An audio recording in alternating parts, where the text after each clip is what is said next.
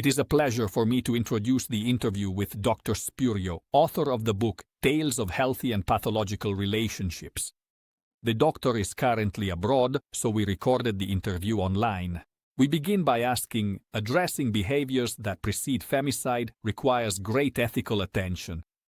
What responsibility do you feel as an author and as a psychotherapist when dealing with such delicate topics? Deviant behavior is generally preceded by a series of actions and signals. The responsibility I feel as a clinical researcher and author is to carry out work that leads to recognizing, rather than ignoring, the signals that precede or accompany the manifestation of criminal conduct. In this way, we will no longer feel like mere bystanders resigned to suffering, but compatibly with what we can, we will be able to make a significant contribution. In the book, the narrative is closely intertwined with complex clinical themes such as narcissism and emotional dependency. How did you work to maintain a balance between professional rigor and the reader's emotional involvement?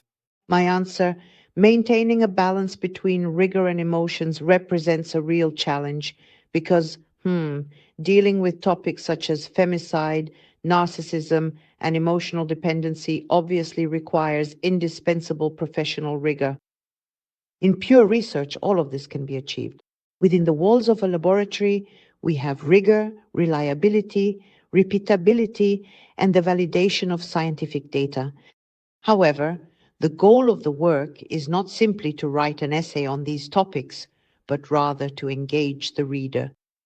And this cannot be achieved with a scientific essay, but only by writing a novel that tells true and engaging stories for the reader. And why is that? To make them feel responsible and to activate the commitment and awareness that are necessary to be able to help. Help where? In the prevention of criminal acts. In fact, the purpose of the book is also to make an ethical and social contribution by helping everyone identify the warning signs of criminal behavior. The characters in your stories seem to live parallel and interconnected lives. What role does this narrative device play in understanding relational dynamics? In reality, we live our existence alone, but also in parallel with that of many others. When we are alone with ourselves, we live with our personal interpretation of the world and with the story we tell ourselves and that we carry within. The people who live beside us often experience this same reality, just in a completely different and personal way.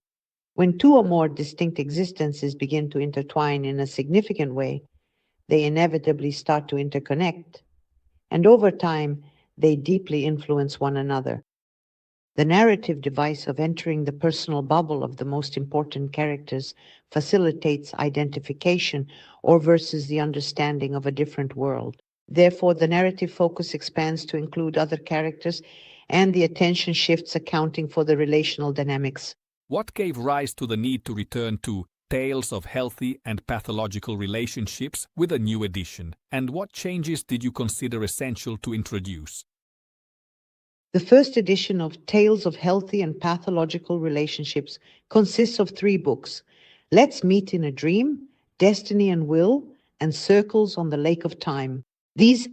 Through these 3 works, the story of real people's lives and the relationships that form between them unfolds.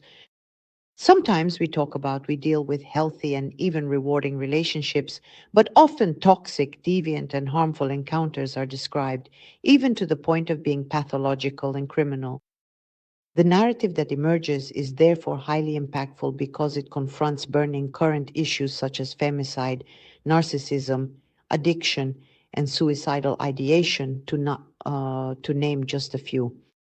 Therefore, the particular emotional intensity of the themes, as well as the language and even the language used in these descriptions, leads not only to the intended awareness raising regarding all these topics, but also to a strongly emotional reaction, which, however, causes excessive distress in more sensitive readers. So from this arises the need to return to the book and tell stories of healthy and pathological relationships with a new edition to also introduce some fundamental changes. For example, some passages of the story have been rewritten, omitting details that were not essential to the narrative and at the same time modifying the overly explicit language. In this way, the goal of the new edition of Tales of Healthy and Pathological Relationships was achieved, which is to activate an important awareness of the dynamics that occur in human relationships, but through a reading of the book that is engaging and realistic, while avoiding excessively disturbing the reader, thus allowing access to alarming situations in progress, but this access is granted to a wider and more heterogeneous audience.